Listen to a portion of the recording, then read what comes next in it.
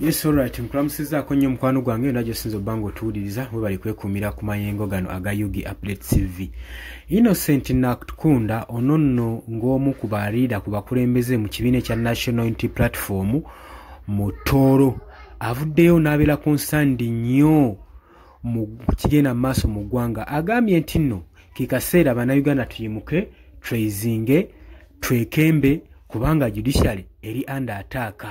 Agamba services ezini mu Uganda sako ne ministries zonna ziri under attack gwe mukwano gwange ali yampuliriza era gwakyebase atamanyi kigenda maaso mu Uganda mu ggwanga lyo nkusaasidde kyobola bamba kubirizo gena maaso n'okusubscribinga ku Yugi Update TV keeping bwanga muri updated ku buli kigenda maaso mu ggwanga lyammwe musobole okubanga muri illiterate ku kyonna ekigwawo si kintu kugwako bugwi nga tumanyi kigenda maaso mu ggwanga lyo gwe aliyo ampuliriza abali mu diaspora mbalamusizaako nnyo mwe bali kwekumira ku Yugi Update TV mukola kyamaanyi nnyo.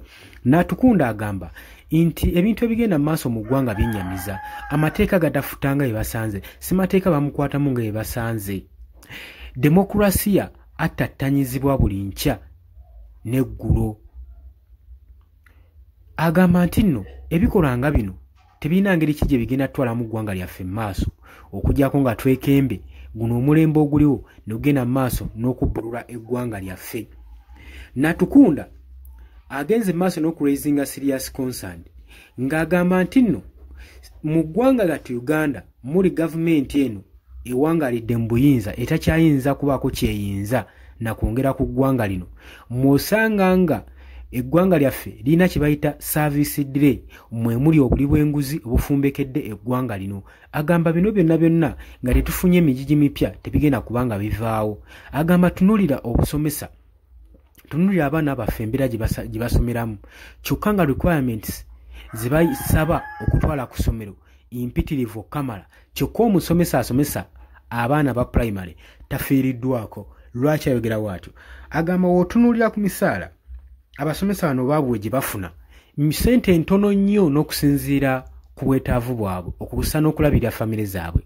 Agamba nti abasomesa bafuna emitwalo 60 aba primary kyokka nga bakoze omulimu gw'amaanyi nnyo okuyimirizaawo ebyenjigiriza by'eggwanga lino era gwe musingi ogutambulirwako mu institutes zonna naye tebafuiriddwako.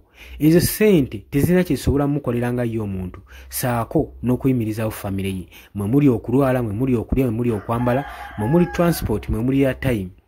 Ebyo byonna olaba nga ensonga gavumenti yeetaaga kukyusibwa. Agamba bino byonna sijja kunenya muntu mulala yenna okuggyako gavumenti eno okweremeza mu buyinza. Tulina abakulembeze abakadde abatalowooleza ku kiddako. Agamba kyekaseera kwekembe tulekerawo okulowoolesa mu Museveni tulowooze mu ggwanga eritali muyo likaguta Museveni ensi yaffe ejja okgenda mu maaso.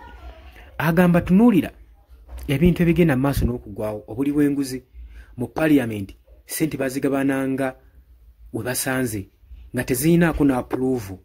Ebyo wali obirabye mu gavumenti ki?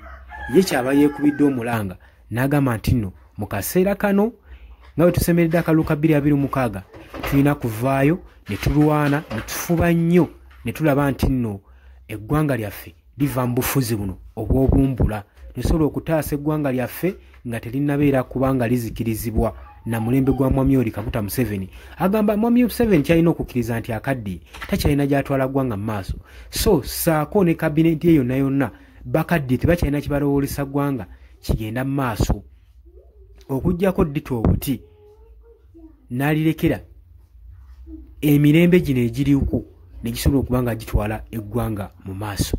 Oli ku Yugi Update TV nyongera okujjukiza gwe mukwano gwange ali yampuliriza gwe tannatuyungako okkirira wansi waliwo ekigambo subscribe kikoneko ojja kubanga osobola bulungi nnyo otwegattako gwe ali eyo ampuliriza. Kakati ng'oggyeko ku ebyo n'amawanga g'ebunaayira n'ebitongole ebisinga obunene bifuddeyo nga bigenda mu maaso n'okuba nga bikwasaganya ensonga nga bikritisayizinga ku nsonga ya Uganda okubanga demokrasiya alinyiriddwa saako n'eddembe ly'obuntu. Bino bagamba nti mu ggwanga kasita bitandika okutatanyizibwa tewaba nkulaakulana ya ggwanga era eggwanga liba terina kye lyeyongerako. Tunuulira abakulembeze abali ku ludda oluvuganya gavumenti nga bakwatibwa nga bebaagala nga balumirizibwa nga bapaatikibwako emisango yensonga lwaki olaba nga badde bayisana mu bwangu etteeka lino erya UPDF Amendment Bill basobole okuba nga babakyunyiza ddala nga babafunza eggwanga olibulweko obwekiikiro. Jjukira etteeka lino libadde ligenda kusayira ensinga nnyo bannayuganda nga batya okwogera ku gavumenti ku bikyamu byonna byegenda mu maaso n'okukola saako ne institutes zaayo. Kakino kibadde kikulaga engeri Mwami Yoweri Kaguta Museveni gyayongedde okunywezaamu effugabbi oba okufugisa obumbula eggwanga lino erya Uganda. Bino nno byowulira si bigambo bya channel eno, wabula bigambo ebitambulira bannayuganda bitujja ku mikutu egya social media nga bagenda maaso n'okwemulugunya ku ngeri gavumenti yaabwe gye batuntuzaamu n'engeri gyetwalamu eggwanga saako n'abakulembeze abakaddiye ennyo abalemedde mu ofiisi abatawadde mwaganya migigi mito kugenda mu maaso nakwekutwalira ku opportunity basobole okubaako ne kye beezimba okulaba nga bafuna ekigulira magala eddiba.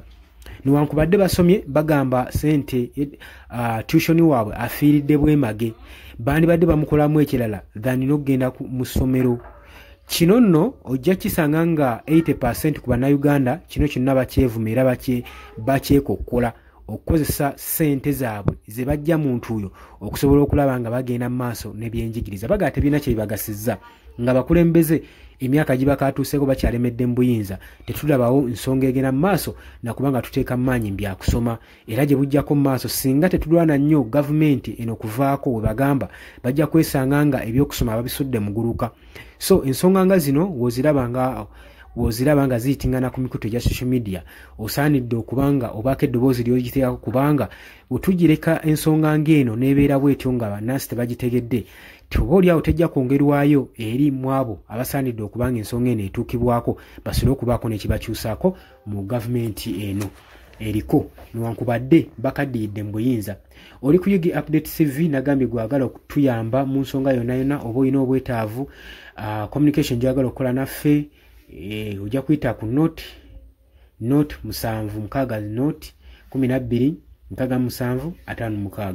ku WhatsApp kokka abapya organic bakutegeeza nti nno gwagala okujanyiba ulcers, pressure, sukali, hepatitis B ita ku note 77813597 ojja kubanga osobola okubanga obafunirako ddala bulungi nnyo.